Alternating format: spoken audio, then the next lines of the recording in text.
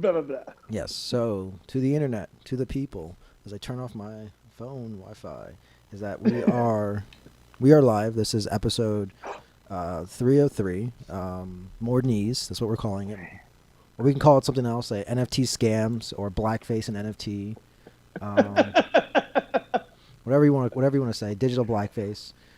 But the first question that we always ask is, what does it do? What it do? Yeah. Anthony, it's good to see your face. Good to see you too, bro. Um, I think the episode should be called More Knees.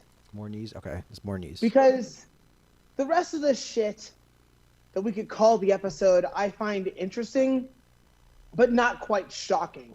Yeah. And I will admit that when I was watching the UFC this past weekend, Mm-hmm. and that knee got thrown, I was fucking shocked. I was fucking shocked. Because there was a knee thrown to a grounded opponent. Anthony, tell the people who the combatants were. All right. So I know who the fouler was Eric Andres. Anders. Anders versus, was it Darren Stewart? So your namesake? Yes. He fucking need a Darren, a fellow Darren. Yes. A member of the Darren race. And don't get it fucked up or twisted. This is not about race. This is not about black people, because it was two black people. Yeah. There were two black people involved here, kneeing each other and fighting each other. But this is about the race of Darren. And a Darren was illegally struck. Yeah. Illegally struck 1 week after a very significant illegal strike in a championship fight. Yeah. And in that championship fight, the fucking knee was ruled a DQ. Yep. A disqualification. And so the belt, for the very first time in the UFC, fucking changed hands on an illegal event. And that would seem to set some kind of precedent, right? No. One would think that if you made a choice that moved your belt as a company from one hand to another hand, that would set the precedent for what would happen if a similar event happened in the future. No. What is the fucking point of precedent if we're not going to acknowledge precedent? That's the real question. I mean, the only thing that it did was that it made sure that the doctors were the people that got to make that decision right away now. It's like it's a decision that's made right away. It's like, hey, you can't fight anymore. I'm sorry. It's over. Now, here's the thing. I'll give this. Our friend, Matt Levy, Yeah. has a friend named Herb Dean. Yeah. And I think that Herb Dean was trying to find the middle ground here. Herb, and this is all my projection of what happened. This is like me saying my interpretation of the events. Herb calls the doctor in. And the doctor's like, yo, should you continue? He's looking at the athlete. Should you continue? And Darren Stewart's like, yo, I can fight. Herb looks at the doctor and says, should he? And so Herb made a decision to take some of the pressure off of the fighter, which I thought was a very, very fucking brilliant move for Herb Dean to make. But apparently, that still leaves room for some kind of fucking subjective interpretation in terms of what actually happens. Yeah. So, like, Herb is like, yo, Doc, can he fight? But Doc's like, he shouldn't fight. Herb waves his arms. Now, the second that Herb waves his arms, Anthony, you tell me what you thought was going to happen next. I was gonna be like, oh, okay, all right, like, Darren Stewart, all right, you won via disqualification. Here's your money. I'm about to do a lap around the cage. Yeah. I'm going to walk. I'm walking around the room right now. I'm off camera. I had to take a walk. Now, why did I have to take a walk, Anthony? Because that's not what happened. Because that's not what fucking happened. That's not what fucking happened. So Herb Dean takes the pressure, takes the heat, if we're going to use pro wrestling terms, off the fucking athlete. Says, Darren Stewart, how do you feel? He's like, I can fight. He goes, okay, word. Yo, doc, how does he feel? The doc talks to Darren. Then the doc tries to walk away. Herb brings the doc back and says, yo, what do you think? Doc's like, he shouldn't fight. He waves the fight off. Immediately, we all think DQ. And why do we think DQ? We think DQ because of precedent. Yeah. Because it's common in sports and in law when things happen that are not the norm that we decide what happens after it's happened once or twice before. You know what I'm saying? Yeah. We look at these events in relation to the precedent. And we're like, oh, well, last motherfucking week, a guy got kneed in the head illegally, and we DQ'd that guy for a championship belt, and the belt changed hands. Not just the championship fight happened, and the championship fight was ended due to an illegal strike. But like after the illegal strike, we gave the belt to the challenger, who was the victim of that strike. Right. By the same precedent, Darren Stewart shouldn't have a no decision on his record. He should have a victory on his record. Yeah. No. But that's not what happened. No. No, it did happen though. What did happen? Peter Yan's like, hey, remember you talking all that shit before, bro? Eric, what's up now? He said, oh. He said, are you saying I'm playing by pride rules? Hashtag clown. He was ready immediately. I don't like the retroactive shit. Thumbs burning. Peter Yan gets to talk after. But let him talk. Yeah. Let him talk his shit. Thumbs were ready. But like, heated. I think the right decision was made in that Peter Yan fight. Yeah. He should have been DQ'd. And now what they're going to say is, well, the referee distinctly said to Peter Yan, no, no, no. Well, he didn't say, how do you say no in Russian? Is it niet? Niet? Niet, niet, niet. Yeah. Actually, technically I knew that. Niet. Otherwise, I wouldn't have had the accent ready. Yeah. He didn't say da, which is yes to my like rudimentary explanation or rudimentary understanding there you go. of Russian. Orange juice He is didn't hard say some days. da, but he didn't say niet. No. He didn't say niet.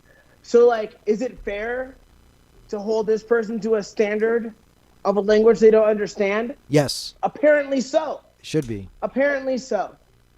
So it should definitely be fair to assume that the week before, a fighter was told that a person was down on 3 points. His knee, his foot, and his other foot. Was then struck in the head with a knee and then given the belt to become champion of the world. Perhaps if my opponent is in the same position on the knees and on the feet, then I shouldn't throw that fucking knee. One would think Mm-hmm. I mean, that mistake wouldn't have been made. It's weird though, because I feel like and I may be wrong, I may be saying this wrong, but I feel like referees are kind of like police officers. Like you're the expert in the moment, and it's like in that moment you make that decision right there and then, and there's no precedence based on like those decisions that you make. Does that make sense? Like in that moment, It does. yeah. So it's like kind of what it is like kind of how they treat the referees, which is kind of weird, because like unless that rule is written in stone, it's like they're allowed to play with the interpretation of that rule. And that's why I think that's kind of gross. It's like, this is the other thing. I do think that if you are a licensed fighter, that means you had to go through some form or fashion to learn the rules to get the license, right? There's some way. I can't just show up No. Slow down. Because now, What? as a person that has to stand in those stupid ass lines Yeah. and do dumbass paperwork for shit that doesn't matter, Yeah. I don't want any more of that. So like, what you're suggesting sounds reasonable. No. And frankly, Anthony, No. That's not what I'm suggesting. I'm not suggesting that you do more No. tests. no, you are though. No, I'm not. I'm just Yes. I'm just saying you're a licensed individual. All I'm saying is that it's like the way it says it's like How else are you gonna know if I know these rules? I'm not saying you have to take tests. I'm just saying like is it the test itself or is it all the rules? Like is it because you have different places that have different rules, correct? Yes. You do. So you have California that has the unified rules, I believe, right? Where it's like you Yes. can like and then their interpretation of it, and then the way it's worded. Like if you go through the actual definition of like a grounded opponent is very long and convoluted. It should just be if anything but the soles of your feet are on the ground, you're a down opponent. That's how it should That's be. simple. That's very simple. But like, let me see if I can find But here's it. the problem. And for the audience who doesn't follow fighting, Anthony, am I in full frame yet? You're if you're trying to show us your knees or your feet, you have to tilt the camera down a little bit if you want to do that. So here's the idea, guys. People are trying to make the rules Go off to to make sure that go off to your make left a sure little that bit. people don't play the game. And so what they're saying by play the game is by taking their hand and just brushing their fingertips along the mat. That in those brief moments that their fingers are touching, they're a downed opponent. So if I'm standing on my 2 feet and fighting, I could be kneed or kicked in my face. But if my fingernails touch the ground when you knee me in the face, you're now doing something illegal to me. You're now breaking the rules in order to defeat me. Right? Which is obviously nefarious and evil. Right.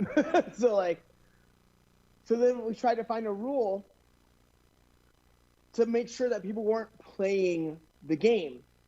And by playing the game, what they really mean is tricking someone into believing that I'm a grounded opponent so that I can't be struck with knees to the head or kicks to the head in moments that are convenient for me as a person who's portraying the idea of a grounded opponent, right? Yeah. But how often does that truly happen? I would say that people play the game from time to time when they're in a front headlock. If you're not in a front headlock, you're not going to play the game. Does that make sense? Front headlock or body lock against the cage, when With front headlock, they're going to play the game a little bit. yeah. Like, don't knee me in the fucking face. Yeah. Right? I get that. Yeah. But if Aljamain is in a position where he's seated, essentially, Yeah. and gets kneed, and we're now DQing his guy, and then another guy is in the exact same position as Aljamain was in. Exact same. Yeah. But now the person's at a different angle. So instead of directly in front of Aljamain, the person is now maybe 90 degrees to Aljamain. Yeah. The rule doesn't change. The strike is the same. Yeah. The outcome should be the fucking same. Or we don't have a sport. We have a game. Yeah. Fuck all that. That whole decision sucked dicks. Yeah.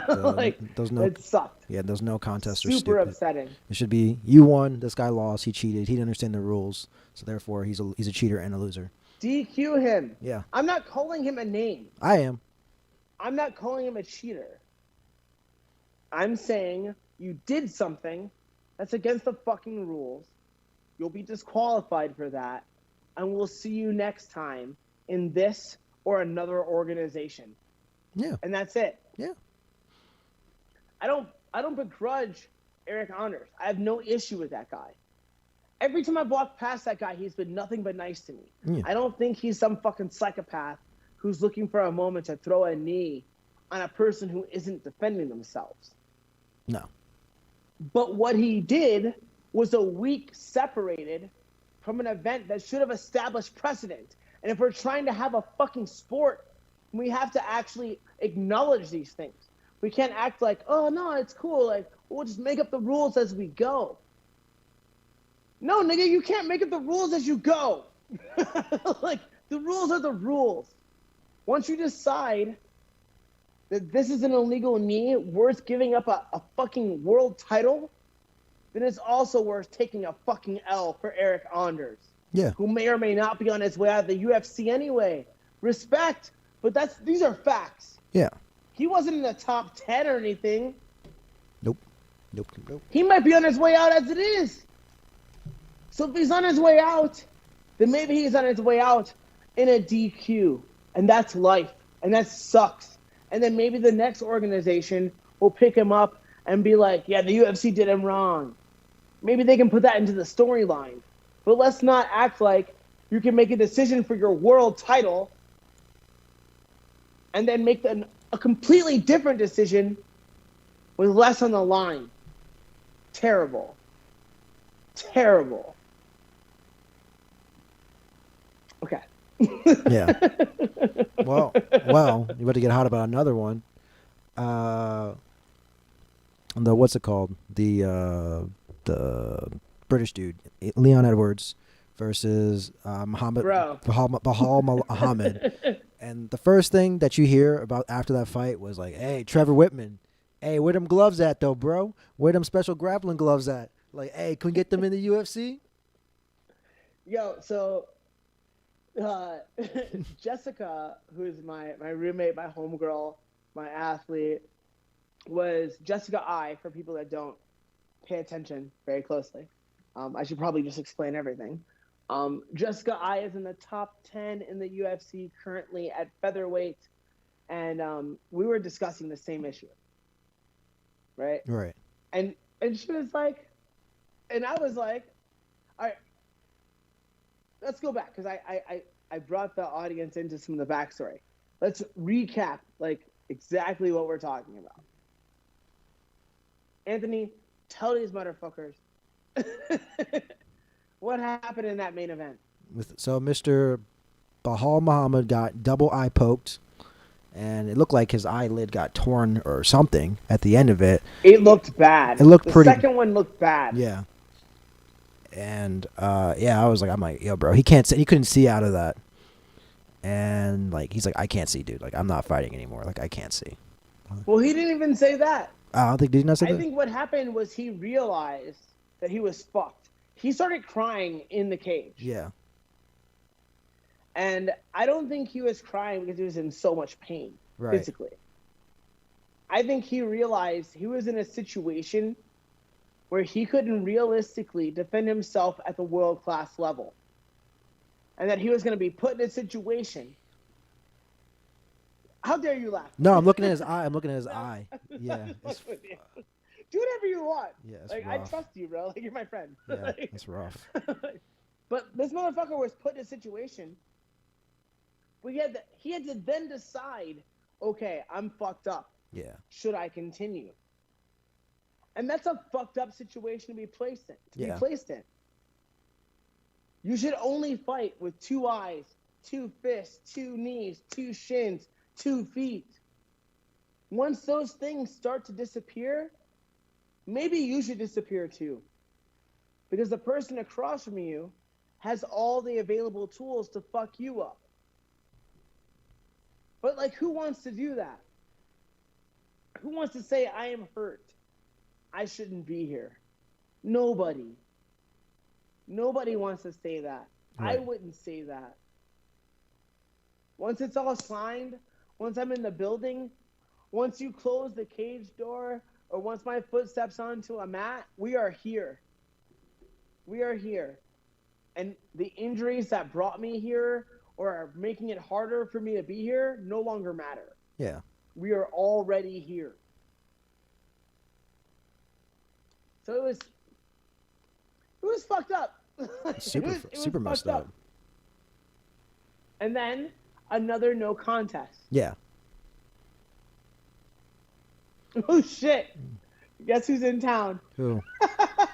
Ariel's in town. Oh, that's hilarious.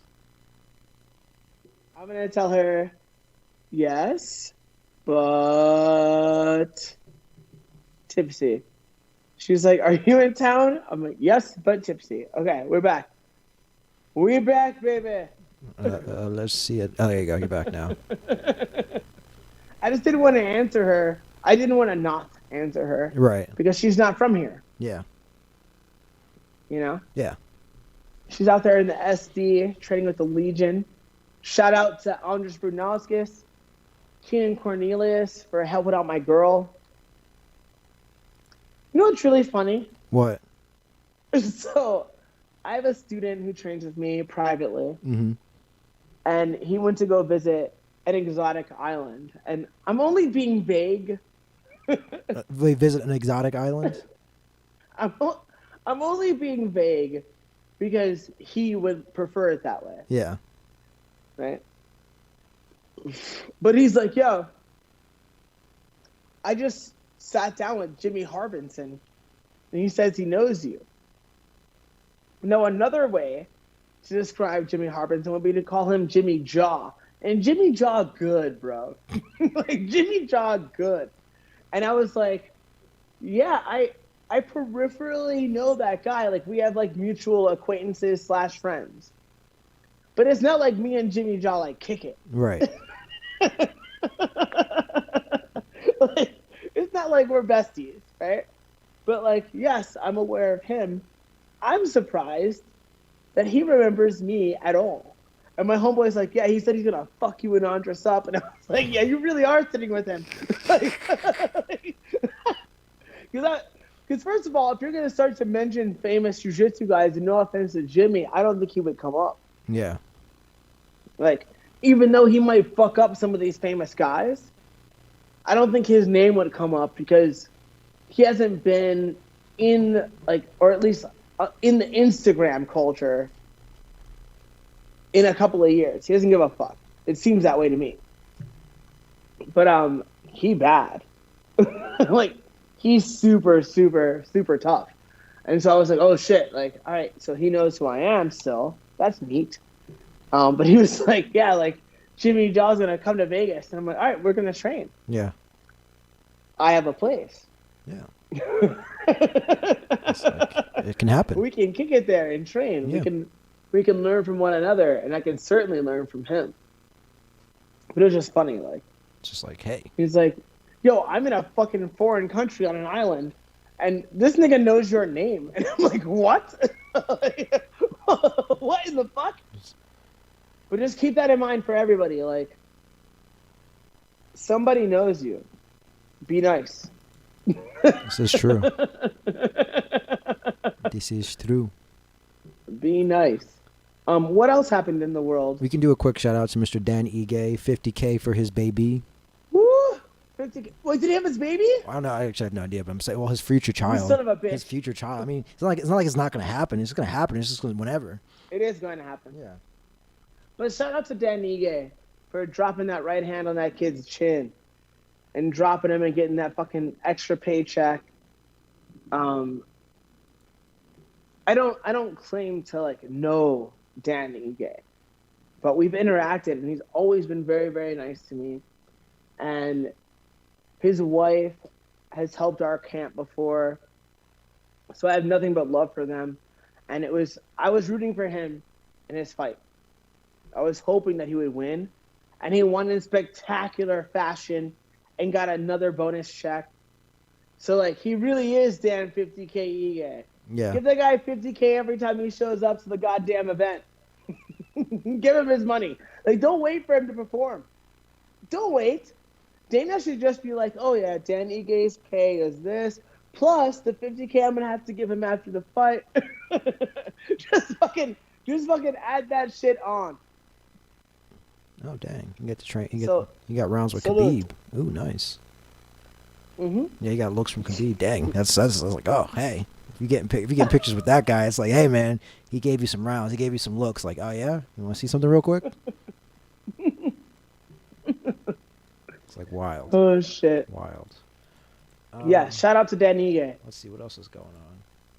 That's about all that. Let's see. Is there anything coming up in the future? Let's see. I don't think so. For the UFC? I'm sure. Well, I'm sure there is stuff coming up in the future. Fuck the UFC. Yeah, we can stop talking about that. I'm not interested in anybody coming up. Sorry, Kevin Holland. But we'll talk about you. We'll talk about you next week. We'll talk about you sometime later. Not fuck the UFC. Yeah. Because Kevin Holland reminds me, like, all right, so, like, I'm a kind of like I don't give a fuck type person, right? But like Kevin Holland reminds me of who I was when I was a blue belt. It's like he took my blue belt mentality and made him way more skillful. Yeah. Because when I was a blue belt, I was like, yo, who? He weighs 270? He weighs 330? Fuck it, let's go. Like, I was that guy, and that shit's on video. Like, you can find, if you look hard enough, you can find videos of me fucking up dudes well over 250, and I'm like 130 pounds, 140 pounds. You can find me fucking up dudes way bigger than me, because I was like, yo, where they at? Like that was my mentality back in the day. And as I got older, I was like, I don't know my ribs. I don't know. Yeah, my ribs hurt. But when I was a wee baby, I was on some slap everybody shit. And Kevin Holland's on that slap everybody shit. He is. And I love it. And I really want that guy to win. Especially, you know what's really dope about him? What? His jiu-jitsu daddy, like his jiu-jitsu coach. I'm just making a joke. It's like jiu-jitsu daddy. But his daddy is like a middle-aged white dude. What's his name? What's that dude's name? Isn't he the dude that fought Travis Lutter. Yeah, Travis Lutter. That's the guy who's Travis Lutter. Who's hip which to I leg think locks. is a wonderful balance. Yeah. I think it's a wonderful balance. Like when you're a wild young nigga. You have this guy. When you got like a middle-aged dad bod guy who's highly skilled, being like, "Hold on, young blood." Yes. I think that's wonderful. It's like they're like this perfect odd couple. Like their episode of Joe Rogan made me really, really happy. Yeah. I was like, "Oh, that reminds me of me and my friends. You're just better than us." Yeah. Like, but today. Yeah. You know what makes me Not really forever. you know what makes me really sad though, speaking of Joe Rogan, was that Derek Lewis interview. Like I'm like it was like a good interview, but it could have been so much better if it's like I'm like I don't know what happened if like Joe Rogan was on autopilot or whatever it was for that episode, but it's like yeah man, let's just go through the same list of questions like 3 times in a row.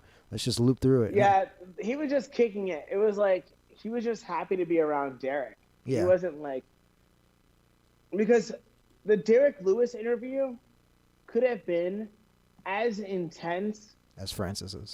as Francis. Yeah, I agree. I totally agree. Because he's like, "Oh, Francis, you were like trying to get into the country, and you were like working hard to get into the country." Yeah. And like, "Oh my God, that's so amazing. Tell me more." Yeah. And then Derek Lewis is like, "Yeah, I had to do a bid. I was in prison for 3 years." He goes, "Yep, that happens. Anyway." Yeah. And it's like, nigga, what the fuck? It's like I'll be asking all the questions. Like, What? Derek Lewis just told you he was in prison. You didn't ask him anything about what happened while he was inside. Right. Essentially, see, this is one of those things that gives a lot of fucking weight or a lot of fucking, not weight, but a lot of ammunition to people that want to fucking clown on Rogan. Yeah. So let me pretend to be one of these motherfuckers, because I fuck with Joe Rogan.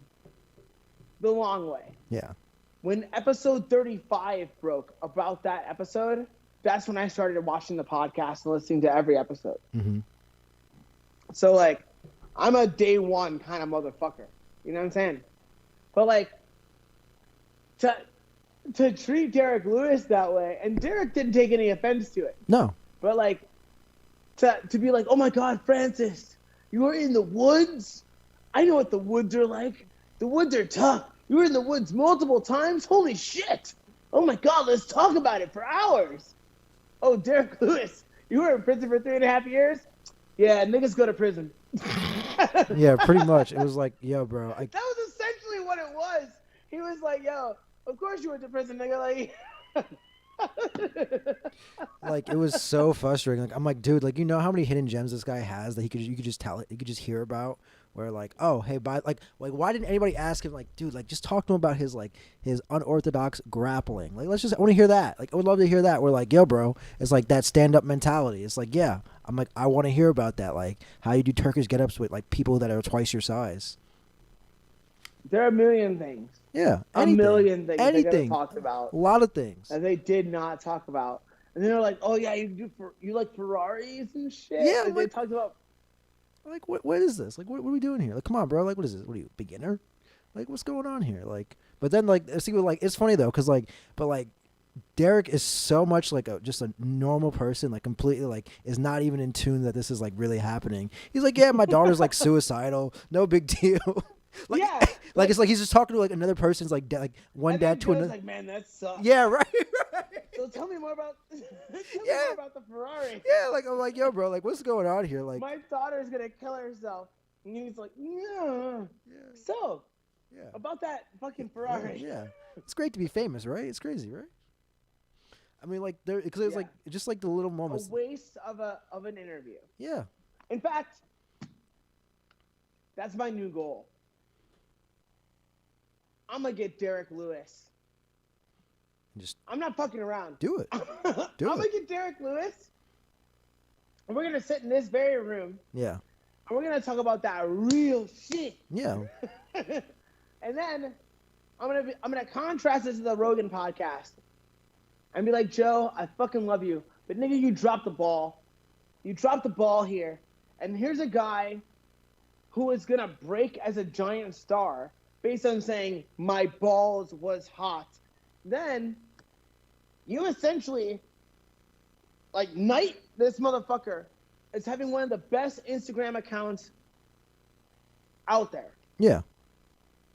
And with your voice, you boost his Instagram a significant amount. Just by saying it's dope, motherfuckers will go and subscribe to this motherfucker's Instagram. They'll follow him because you said he's dope.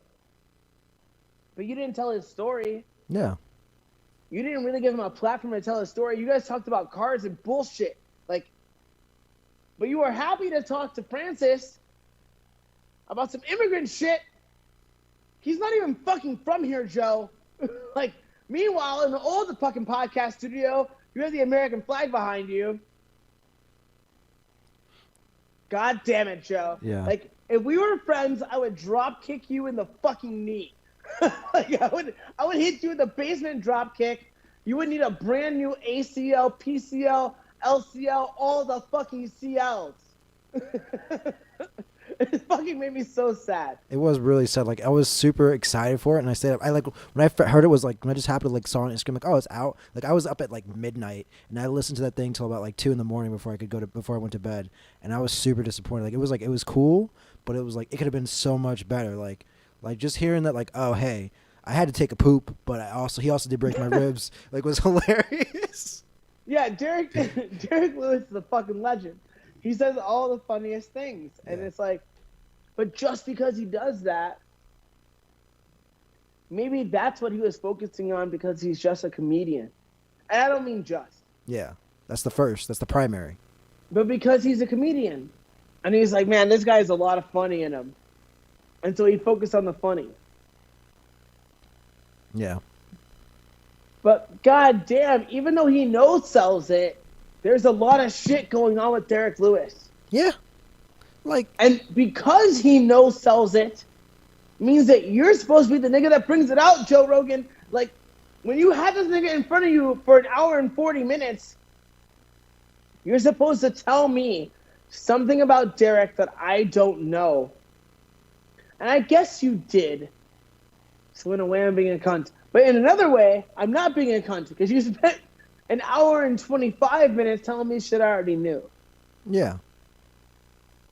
And stuff that was repeated in the same podcast, literally. So, what's your favorite That's what knockout? I'm saying. What's your favorite knockout? It's Travis Brown running. All right, 30 minutes later. Hey, so is Travis Brown your favorite knockout? It's like It was like he was high. yeah, it's like Maybe he was. maybe. It was maybe really Maybe Joe is too fucked up to do that episode. maybe it made me really sad, but it's okay. We can move on from that. What else is going on in the world? Oh, I'll tell you what the fuck is going on. NFTs. No, fuck that. Okay. Fuck NFTs. Oh, Sug G, Sug Grappling. Let's talk about Sub G. Sub G. Chael Sonnen, for those who do not know, has an event called Submission Underground. And Jessica I has done this event several times, and we're about to do it again.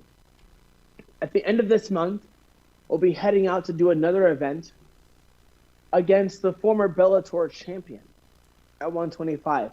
I will not say her name. It's not time to say her name.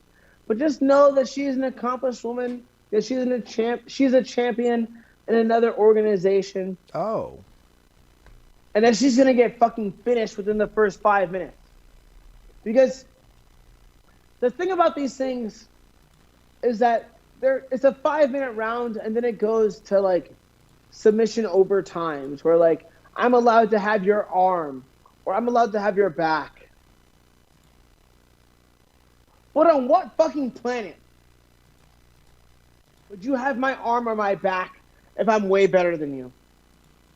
You can't have it both ways. Let's talk about it like this. Can't have it both ways. I just did a match under the same rule set. Yeah. The person who I faced was at least 50 pounds heavier than me and was only defensive.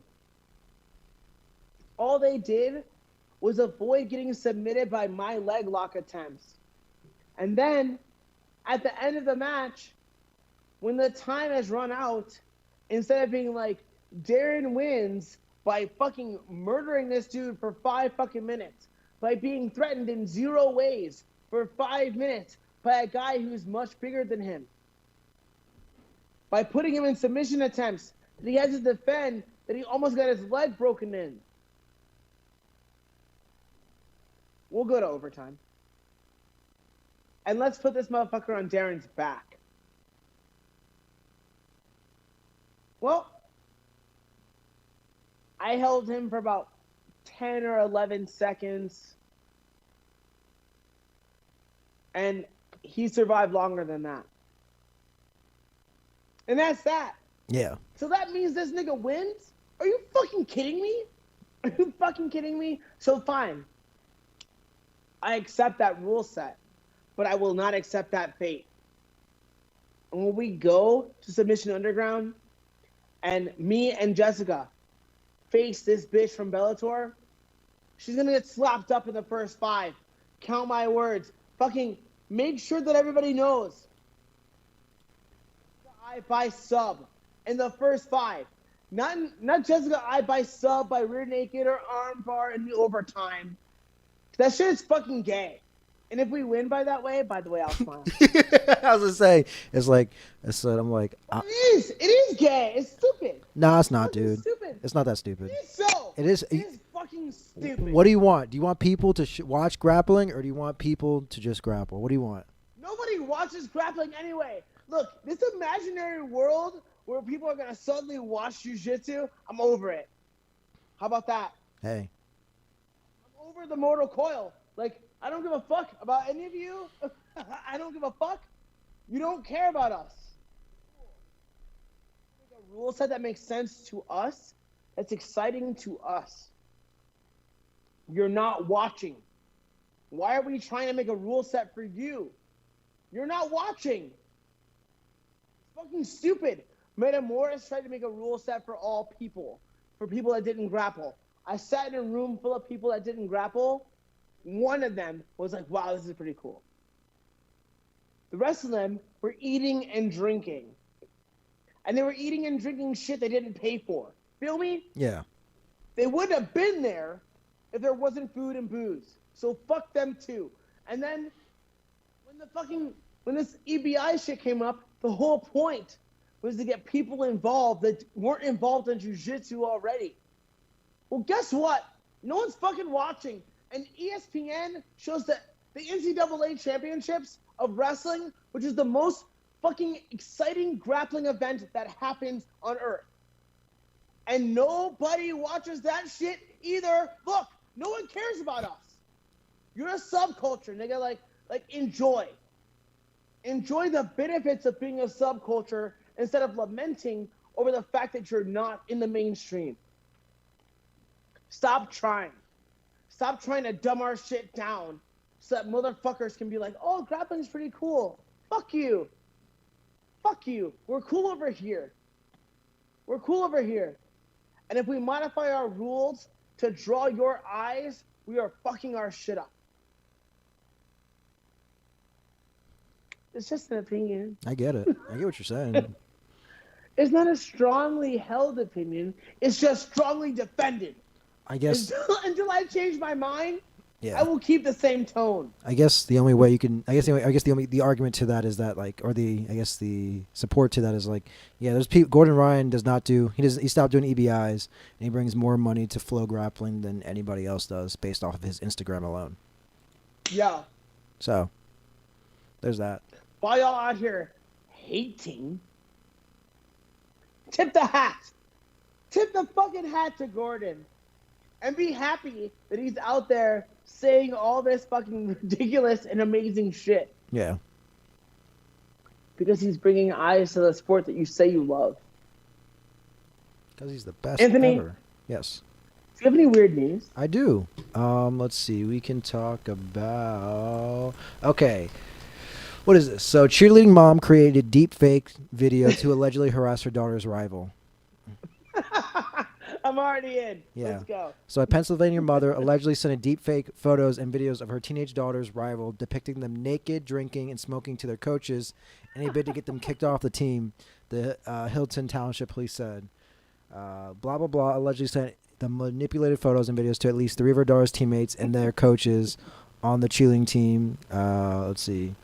Let's keep going down. What else happened? Sophone also anonymously sent messages to the victims urging them to kill themselves, according to the paper. Oh my god.